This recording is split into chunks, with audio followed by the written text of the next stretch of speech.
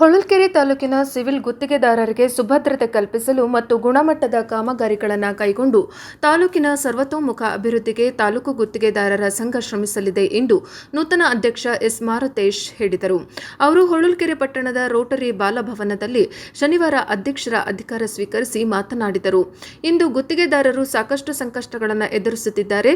ಗುತ್ತಿಗೆದಾರರಿಗೆ ಸುಭದ್ರತೆ ಕಲ್ಪಿಸುವ ಉದ್ದೇಶದಿಂದ ಗುತ್ತಿಗೆದಾರರ ಸಂಘ ಸರ್ಕಾರಿ, ಅರೆ ಸರ್ಕಾರಿ, ಖಾಸಗಿ ಯೋಜನೆಗಳನ್ನು ತಾಲೂಕಿನಲ್ಲಿ ಗುಣಮಟ್ಟದಿಂದ ಅನುಷ್ಠಾನಗೊಳಿಸಿ ತಾಲೂಕಿನ ಅಭಿವೃದ್ಧಿಗೆ ಒತ್ತು ನೀಡಲಿದೆ.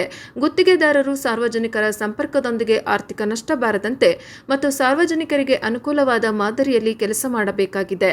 ಸರ್ಕಾರಿ ಕೆಲಸಗಳಲ್ಲಿ ಸಾಕಷ್ಟು ಕಷ್ಟ, ನಷ್ಟ ಮತ್ತು ಕಮಿಷನ್ ಸಮಸ್ಯೆ ಎದುರಿಸಬೇಕಾಗಿದೆ. ಈ ನಿಟ್ಟಿನಲ್ಲಿ ತಾಲೂಕಿನಲ್ಲಿ ಪ್ರತಿಯೊಬ್ಬರು ಪ್ರಾಮಾಣಿಕವಾಗಿ ಕಾಮಗಾರಿಗಳನ್ನು ಕೈಗೊಂಡು ತಾವು ಬದುಕಿ ಸಮಾಜವನ್ನು ಬದುಕಿಸಬೇಕು ಎಂದು ಕರೆ ನೀಡಿದರು.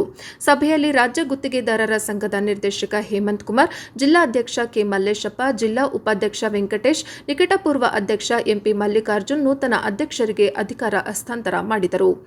ತಾಲೂಕು ಕಾರ್ಯದರ್ಶಿ ತಿಮ್ಮೇಶ್, ಖಜಾಂಚಿ ಸಂತೋಷ್ ಕುಮಾರ್, ಹಿರಿಯ ಗುತ್ತಿಗೆದಾರರಾದ ಚಿಕ್ಕ ಕಂದವಾಡಿ ರಾಜಂಡ, ಎಮ್ಮೆಗನೂರು ಬಸವರಾಜಪ್ಪ, ಸ್ವಾಮಿ ಪುಣಜನೂರು, ಪ್ರವೀಣ್ ಕುಡಿನೀರಕಟ್ಟಿ, ಮಂಜುನಾಥ್ ರಂಗಸ್ವಾಮಿ, ಅಜಯ್, ತಿಮ್ಮೇಶ್, ಹರಿಪ್ರಸಾದ್, ಅಜ್ಜಯ್ಯ, ಡಿಜೆ ಅನಿಲ್ ಕುಮಾರ್, ದೋತಿ Govindappa, Thippeswamy, GN Rajappa, OL Ravi, Shivakumar, Gunjiganur, V Siddesh, Girish, Halaswamy, GSS Guru, Kumar, Keerthi, ಮಹಿಳಾ ಗುತ್ತಿಗೆದಾರರಾದ ದಿವ್ಯಾ ಸೇರಿ ಹಲವಾರು ಗುತ್ತಿಗೆದಾರರು ಪಾಲ್ಗೊಂಡಿದ್ದರು.